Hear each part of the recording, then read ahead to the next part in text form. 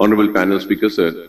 Sir, I just want to have two clarification from Honorable Minister, sir, regarding this bill. Sir, he had mentioned that it's a minority St. Mary's. So it is now nowhere mentioned whether it is a minority university or a non-minority university. It is just mentioned as a private university. So I have a confusion, so that is why I just wanted to know whether it is a minority or a non-minority, sir, or it is just a private. If it is a minority university, I would like to know with what have you given the minority certificate? If it is a minority university, then what would be the interference of the government in the university?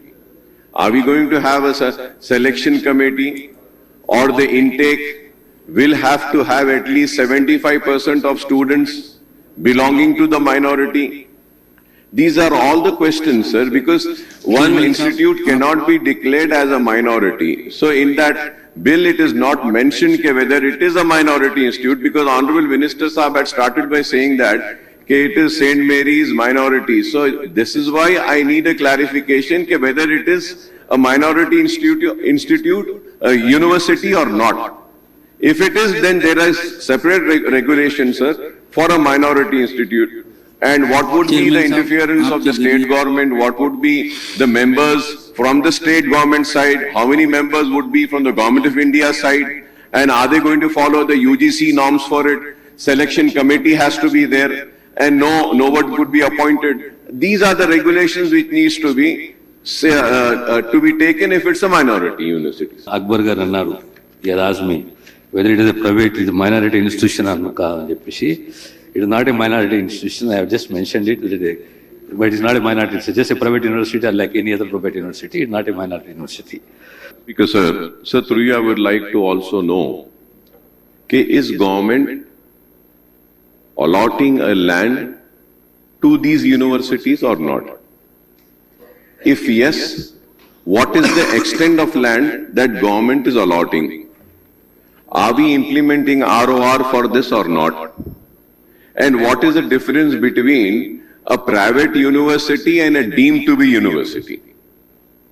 Sir, I would like to know. The reason I am saying that, sir, the mushrooming of this deemed to be university and private universities, they are getting a permission to start a university and deemed to be university, and they apply for few courses which the state government has to give a permission. Sir, what is happening? They do not have a permission from the state government, nor the Government of India Technical Department or other concerned departments, and they are starting the courses, and they are collecting hefty fees also. And after the completion of the duration of the course, the students are suffering. Thirdly, sir, my question is that, is the fee reimbursement and the scholarship be extended to these universities also?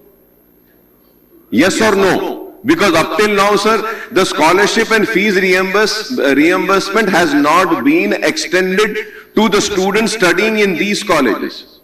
It is very sad, sir. We allot land, the state government gives the land.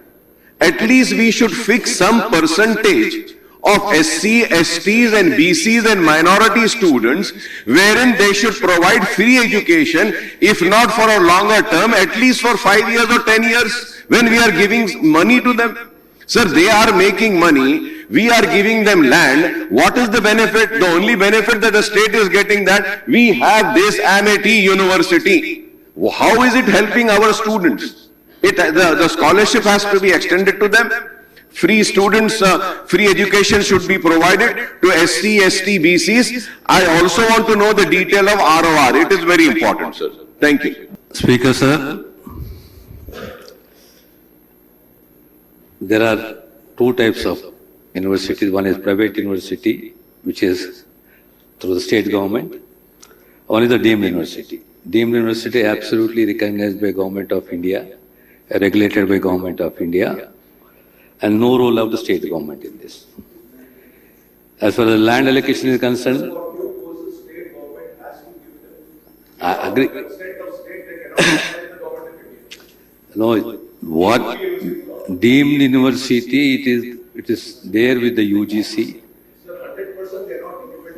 They are, I agree with you, but mostly you take the UGC plays a very vital, major role with regard to the UGC.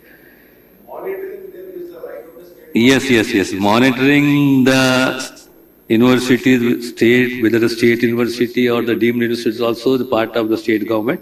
But ultimately, state has to again appeal to the central government.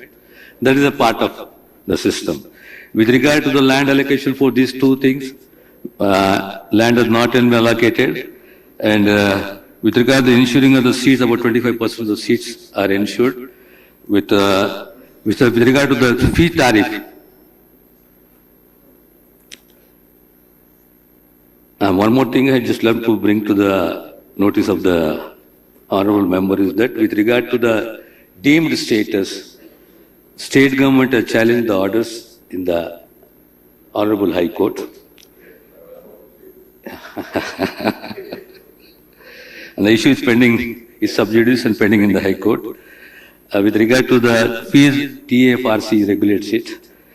And let me make it very clear that as far as our government is concerned, we are two things which are dearest to the common man is education and health.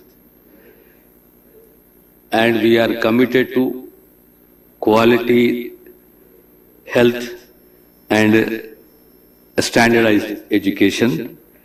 And this, particularly this university, which is a rehabilitation university, there is an ambit university, which is there in about 12 countries. But basically, it is not the way of encouraging private universities. Okay, they also have a role to play. But it is also the responsibility of the government to strengthen the government sector. So, these two universities proposals have come. Now, through an ordinance, we have brought in it, Amity and this rehabilitation university. I appeal to honorable members through honorable speaker to pass the bill. Thank you, sir.